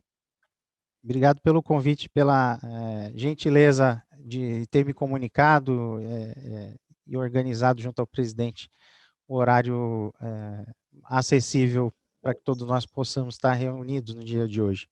Estimo as melhoras novamente. Obrigado, um grande abraço. Nós é que agradecemos. Dessa forma, deputado Alexandre Leite, nós concluímos aqui a nossa oitiva de hoje. Quero mais uma vez agradecer Vossa Excelência pela gentileza de participar aqui conosco, colaborar, dando a sua opinião, contando um pouco do que aconteceu, né, em relação à CPMI. Eu vou deixar aqui alguns minutos, se Vossa Excelência quiser concluir apenas, para se despedir dos colegas também, mas eu quero, em nome de todos, agradecer a sua participação. Na sequência, nós teremos votação de requerimentos ainda e, claro, vou liberar Vossa Excelência para poder seguir a sua agenda conforme combinado. Obrigado mais uma vez. Obrigado, presidente Caio, Janaína. Só para deixar bem clara a questão, talvez que o Paulo ou Janaína ainda talvez tenham dúvidas, com a questão do presidente pautar, sim, dentro do escopo do que eu apresentei no requerimento de criação da comissão, como presidente, você pode não pautar aquilo que foge ao escopo que você, como presidente, considera que foge ao escopo da linha de investigação da comissão. Então, o meu compromisso era justamente esse, uma investigação independente. Não iria pautar requerimentos que tivessem caráter político-partidário, de revanchismo ou coisa do tipo. Se fosse levada a investigação de forma natural até o presidente da República, ou que chegasse aos filhos dele, isso ocorreria de forma natural. Não seria algo que eu poderia dizer objeto principal da investigação, né? Se ela ocorresse, ela seria um objeto natural da investigação. O meu intuito sempre foi a parte técnica em descobrir como operou e como a gente faz para identificar. Como operou, como se escondeu e como se vale dessas produções de notícias falsas ou de rede de destruição de imagens, né, com crime de calúnia e difamação. Então, esse era o intuito principal da comissão. E se presidente fosse, ou se o presidente pudesse ser indicado para que isso fosse feito, eu permaneceria na comissão, né? O senador Ângelo Coronel é uma pessoa que eu nunca tinha ouvido falar até então. Então, a partir daí, eu já abri mão, porque sabia que poderia a comissão produzir algum resultado diferente do que eu imaginei, e eu não queria vincular minha biografia a essa investigação. Então, eu agradeço a todos pela oportunidade, me coloco mais uma vez à disposição como ponte com os demais deputados e senadores, inclusive que integram a CPMI, para colaborar naquilo que nós pudermos, né? Lembro que não sou membro da CPMI, mas posso, como deputado e amigo dos deputados e senadores, fazer essa intermediação e poder colaborar com aquilo que for possível no âmbito de investigação desta CPI, perdão. Muito obrigado, presidente Caio França, pelo tempo final de fala. Um bom dia, quase boa tarde a todos. Obrigado mais uma vez, deputado Alexandre Leite. Agradecemos aqui a vossa participação. Vou liberar para que o senhor possa tocar a sua agenda aí. Obrigado mais uma vez. Dessa forma, a gente conclui aqui a oitiva do deputado federal Alexandre Leite, o primeiro parlamentar a ser ouvido por esta CPI. Eu quero, antes de começar aqui os nossos trabalhos de votação de requerimentos, justificar a ausência da deputada Carla Morando, que oficiou aqui a esta presidência, que por outros compromissos não conseguiu participar, então justifico e já antecipo a todos que o PSDB fez a modificação, né, do membro titular aqui, saindo a deputada Maria Lúcia Amari e entrando a deputada Carla Morando. Eu pergunto a todos os colegas se estão com a pauta em mãos. Nós não vamos encerrar aqui a reunião, nós vamos, na sequência, já votar. Pela ordem, senhor presidente. Deputado Paulo Fiorilo, com a palavra. Eu queria só propor, antes de votarmos os requerimentos, a gente tem algumas questões que precisam ser resolvidas. O senhor pode querer resolver depois dos requerimentos, mas eu queria já registrar.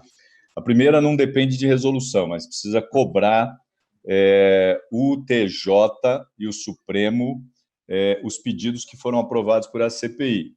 O TJ tem amplo material, um farto material que nós precisamos ter acesso, e o Supremo precisa se manifestar se vai ou não informar ou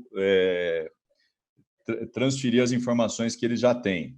Então, isso é uma questão que não depende de votação. Eu queria só pedir para a presidência para que ela pudesse cobrar as respostas desses dois órgãos. A segunda questão é que nós discutimos na semana passada de mudar a CPI de sexta para quinta. Eu queria sugerir aqui que a gente pudesse dirimir as dúvidas e fazer a CPI às quintas-feiras, conforme combinado semana passada. Essas são duas questões que eu queria colocar antes dos requerimentos. Se o senhor quiser deliberar depois a questão da data, não tem nenhum problema. Vamos lá, por partes. Em relação ao TJ e Supremo, os ofícios foram protocolados. O que eu vou pedir aqui é que a assessoria da CPI possa me ajudar a insistir em relação a isso. Salvo engano, o Supremo tinha encaminhado alguma coisa, mas eu confirmo para Vossa Excelência ao final da CPI. Em relação à data do deputado Paulo Fiorilo, para mim ficou muito claro que na última reunião nós deliberamos para que as reuniões fossem às quintas-feiras e que, excepcionalmente, nessa reunião, por termos um parlamentar que era o primeiro e que pediu que pudesse ser na sexta-feira, todos nós assim concordamos. Então, da minha parte, está definido aí as reuniões para a próxima quinta-feira, às 10 horas da manhã. Então, com relação a isso, acho que a gente até, todo mundo tinha deliberado, pelo menos na última reunião nós deliberamos sobre isso, excepcionalmente retomamos hoje por conta do deputado Alexandre Leite. Só para terminar, entendi, Okay. que assim, o senhor tem já o calendário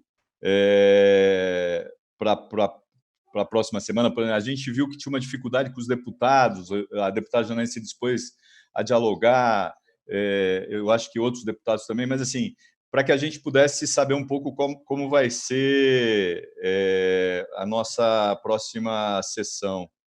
Vamos lá, deputado. Eu seguia o pedido de Vossa Excelência, junto com os demais colegas, de que primeiro a gente escute os parlamentares e políticos, na sequência os empresários e, por último, os assessores.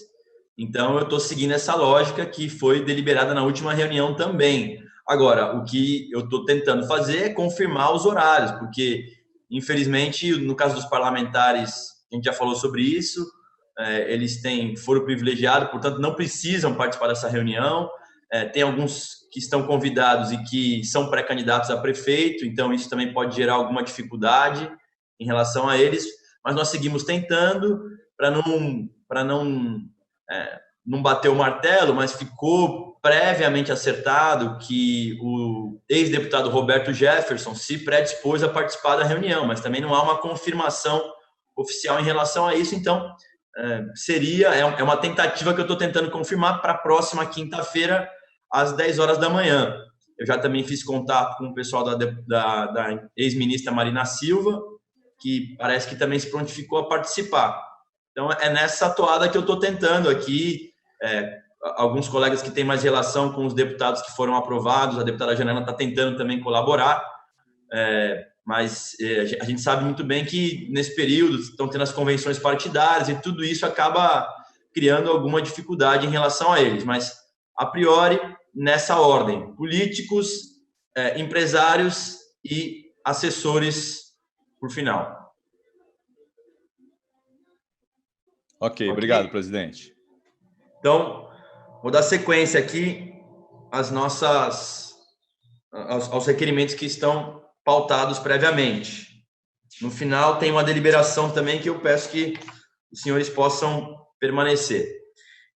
Item 1 desta pauta, requerimento de autoria da deputada Janaína Pascoal, requerimento 67/2020, requer nos termos regimentais que sejam convidados os ex-ministros do Trabalho, Emprego e da Previdência Social e ex-prefeito de São Bernardo, Luiz Marinho, a representante da agência La Joyce, senhora Joyce Moreira Falete Mota, e o representante da empresa Biconnect, senhor Rodrigo Kelly Teixeira Cardoso, a fim de comparecerem perante esta CPI para prestação das informações de que dispõe.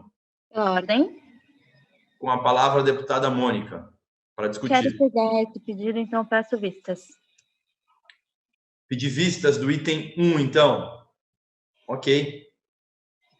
Item 2, requerimento de autoria do deputado Paulo Fiorilo.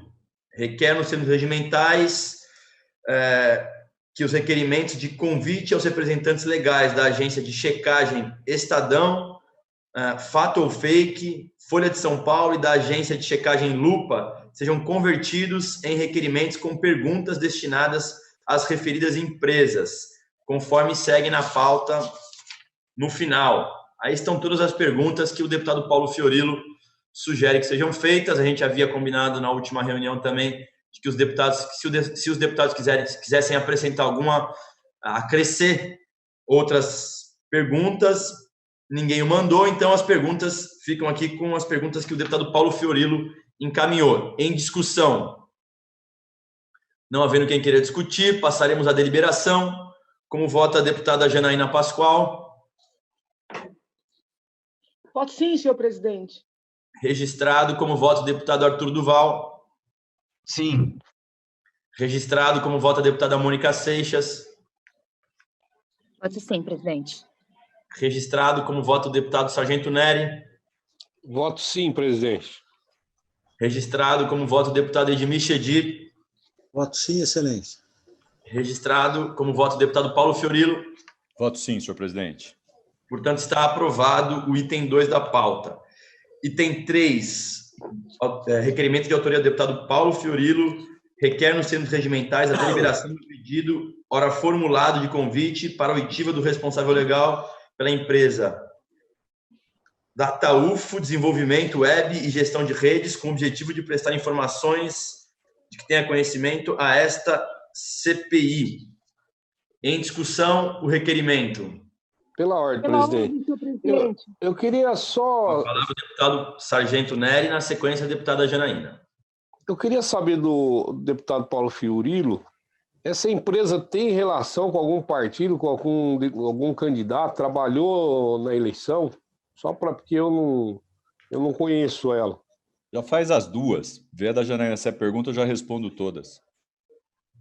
Pode ser, sem Não, problema.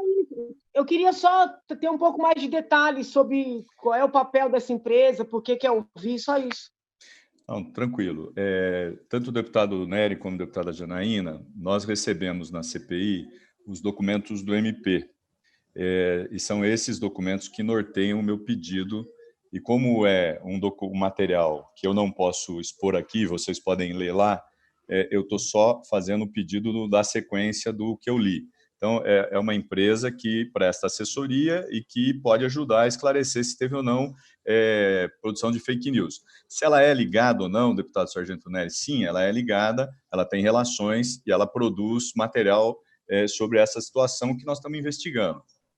E eu deixo a sugestão de vocês darem uma olhada no material do MP. É só isso, presidente. Ok, esse material está à disposição aqui de todas as assessorias, através do contato com a nossa assessoria também. Concluindo aqui a...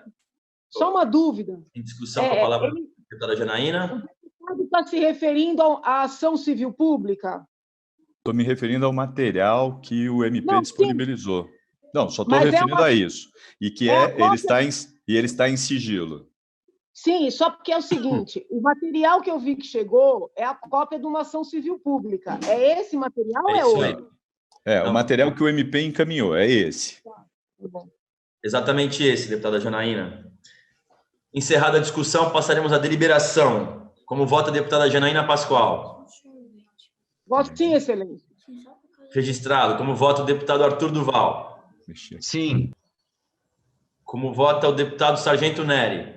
Eu voto sim, presidente. Como vota o deputado Edmir Chedid? Para votar sim, excelência. Como vota o deputado Paulo Fiorilo? Voto sim, senhor presidente. Como vota a deputada Mônica Seixas? Favorável. Todos registrados, portanto, está aprovado o item 3 da pauta.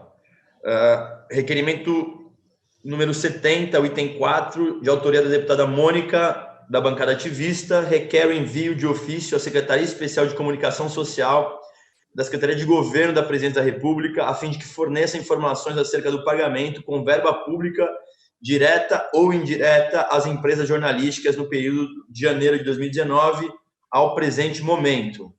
Em discussão. Não havendo quem queira discutir, está encerrada a discussão, passaremos à deliberação. Como vota a deputada Janaína Pascoal?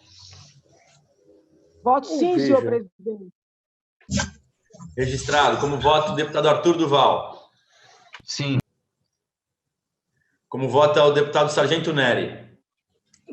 Eu voto sim, presidente, apesar de não ver relação com a campanha de 2018, mas voto sim. Registrado. Como vota o deputado Edmir Chedi? Para votar sim, excelência. Como vota o deputado Paulo Fiorilo? Sim, senhor presidente. Como vota a deputada Mônica Seixas? Sim. Portanto, está aprovado também o item 4. Na deliberação, concluídos os requerimentos aqui, o item 5, nós recebemos uma resposta do senhor Edgar Corona, colocando-se à disposição para a contribuição dos trabalhos da CPI e solicitando que se possa esclarecer por escrito todas as informações que se fizerem necessárias e que lhe forem encaminhadas mediante requerimento formulado pelos senhores deputados da comissão. É apenas para a deliberação, eu não sei se alguém quer se manifestar a esse respeito, mas como foi encaminhado para a CPI, nós, enfim, eu resolvi compartilhar com os colegas. Deputado Paulo. Pela ordem. Deputada Janaína e, na sequência, deputado Paulo, é isso? Pode ser, deputada Janaína Pascoal. Eu só quero entender, Vossa Excelência, a pessoa está pedindo para depor por escrito, seria isso? E Vossa Excelência vai colocar em votação se é possível ou não, é isso? Não seria bem uma votação, só queria ouvir de vocês, nós já decidimos que vamos acatar esse tipo de pedido no caso dos jornalistas, né? Inclusive com formulação de perguntas que acabamos de aprovar aqui no item 2. Então, só estou, na verdade, compartilhando com vocês um documento que nós recebemos aqui também. Da mesma forma, ele pede exatamente isso, que possa ser ouvido por escrito. Ouvido, né? Na verdade, que possa dar o depoimento dele por escrito. Presidente, da mesma maneira que, por exemplo, quem requereu a oitiva dos jornalistas, que agora há pouquinho nós convolamos em perguntas por escrito, se eu não estou equivocada, foi o deputado Paulo. Aí ele formulou as perguntas que ele faria aqui na sessão e as perguntas vão ser encaminhadas. Eu não fiz crivo de análise das perguntas, porque é um direito dele perguntar. Da mesma maneira, eu, pessoalmente, entendo até que vai acelerar os nossos trabalhos, aceitar. Né? Eu não tenho pergunta nenhuma a fazer para esse senhor, como os demais, muitos outros que o deputado Paulo pediu para ouvir. Então, eu não me oponho e também acho que o deputado Paulo tem que ter liberdade de perguntar o que ele quiser por escrito, né, aquilo que ele perguntaria oralmente aqui. Então, eu não me oponho. Ótimo. Só para concluir, antes do deputado Paulo usar a palavra, nós percebemos que nós teremos um problema em relação a prazos. Por esse motivo também, da minha parte, enquanto organizador aí da pauta, do calendário, também me preocupo em relação a isso. Por esse motivo, se o autor, né, o proponente e os demais colegas não perceberem nenhum problema em relação a isso, nós poderíamos avançar. Vou passar a palavra ao deputado Paulo Fiorilo para discutir o ofício que foi encaminhado. Senhor presidente, senhores deputados, senhoras deputadas, primeiro eu queria dizer que a manifestação do senhor Edgar é uma demonstração, na minha opinião, de quem está se dispondo a ajudar. Pena que eu não vi ainda dos outros. No caso das empresas, da Lupa, Fake ou Fato e tal, a gente precisava ter mais informações, é mais fácil. No caso dos empresários, eu acho que é importante a gente mandar as perguntas, mas eu queria deixar aqui consignado que se as respostas não forem suficientes, que a gente pudesse, e nós não estamos trocando, eu não estou trocando a oitiva pelas perguntas, eu estou concordando que a gente possa avançar nesse sentido, porque se as respostas que ele encaminhar para a CPI forem insuficientes, não tem sentido a gente ouvir. Eu acho, senhor presidente, que os outros não se manifestaram. Mas se houvesse a manifestação, deveríamos proceder com o mesmo modelo. Mandamos as perguntas sem trocar e ao final das respostas decidimos aqui se precisamos ouvir ou não. Perfeito? Então, eu não estou propondo trocar, estou propondo que a gente eu possa elaborar as perguntas, os outros deputados e deputada Janaína, eu não tenho nenhum problema, porque é como se a gente trouxesse a pessoa aqui. A senhora tem o viés ideológico das perguntas da senhora e eu os meus, como tem o Arthur, como tem o Nery. Então, acho até que era interessante que todos pudessem perguntar, porque meio que uma pergunta da senhora com um viés pode me satisfazer por uma coisa que eu não pensei. Também a senhora decide se pergunta ou não. Mas eu queria deixar claro que eu não acho que a gente deveria cercear só nas minhas perguntas. E, ao termos as respostas, eu posso avaliar junto com os outros também se está respondido, está resolvido e a gente segue o jogo, ok? Ok, deputado Paulo. Presidente, essa ponderação que o colega fez me deu uma ideia aqui. Não seria interessante a CPI, né, oficialmente, não sei como é que está sendo esse contato, se por e-mail, se por telefone, consultar os demais que foram aprovados para serem convidados, se não poderiam responder por escrito? Por exemplo, quando o deputado arrolou esse senhor, ele arrolou mais umas 4, 5 pessoas. Não seria o caso de, no lugar... Eu entendi o que o deputado falou. Essa pessoa se dispôs a ajudar, mas as outras não. De repente, as outras nem pensaram nessa hipótese. E se a CPI tomasse a iniciativa, entendeu? Eu entendi sim. Eu vou conversar com o deputado Paulo Fiorilo, que é o autor dos requerimentos, e na sequência a gente define se é possível que a gente faça isso, mas acho que também fica aberto para que a nossa sessão está passando ao vivo pelas redes e depois acabam chegando as informações também para que eles possam ao menos encaminhar essa boa vontade em responder. E aí o deputado Paulo está propondo algo que eu acho que é importante ficar bem claro. Ele não está substituindo a oitiva por perguntas.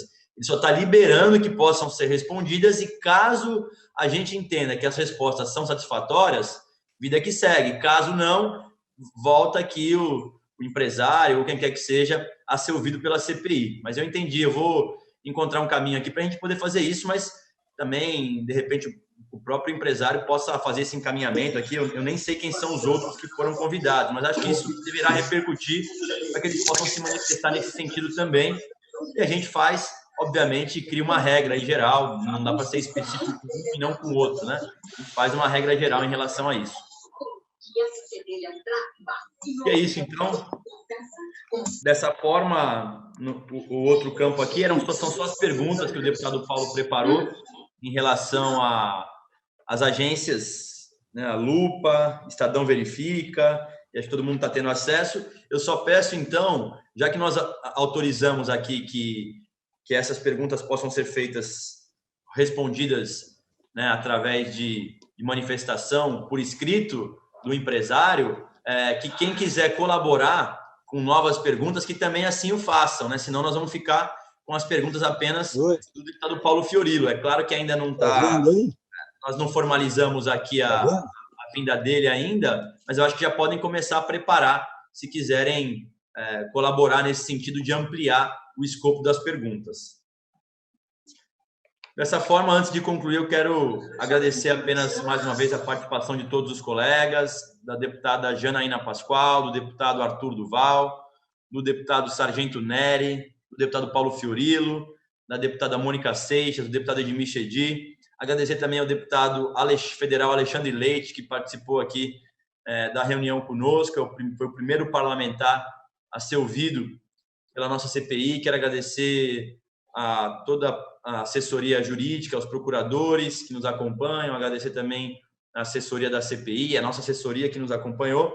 Quero convocar, então, conforme combinado com todos, para a próxima quinta-feira, então é dia 10 às 10 horas da manhã, reunião, e aí na sequência, ao longo desse período, eu tento confirmar se realmente nós teremos o ex-deputado federal Roberto Jefferson conosco. Caso contrário, vou tentar aí outras figuras da política que foram aprovadas. Só quero lembrar que requerimentos que nós estávamos deliberando e tinha que ser protocolado até quarta-feira às 18 horas, agora, com a mudança da CPI para as quintas-feiras, os requerimentos para serem deliberados têm que ser protocolados até as terças-feiras às 18 horas. Então, a gente não perder esse prazo, porque depois os parlamentares reclamam e acabam não entendendo por quê. Então, até a terça-feira tem que protocolar.